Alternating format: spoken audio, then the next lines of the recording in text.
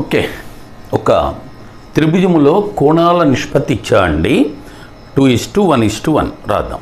అయితే దాంట్లో వాడు అన్నది ఏంటంటే అతిపెద్ద భుజం ఉంటుంది కదా, లార్జెస్ట్ సైడ్, దాని యొక్క చుట్టుకొలతకి నిష్పత్తి ఎంత అని అడిగాడు. ఓకే చూద్దామండి.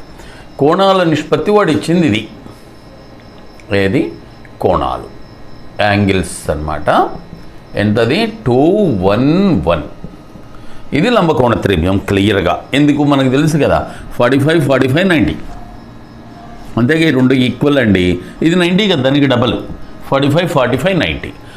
ఇలా ఉన్నప్పుడు దీని భుజాల నిష్పత్తి ఏంటి? ఇలా ఉన్నప్పుడు భుజాల నిష్పత్తి ఏంటి? ఇది 1:1:√2, 1:1:√2. రైట్. ఇప్పుడు వాడు ఏమడిగాడంటే దీని పెద్ద భుజానికి అలాగే చుట్టుకొలతకి రేషియో అడిగాడు. దీంట్లో పెద్ద భుజం ఎంత? ఇదే కదా, √2.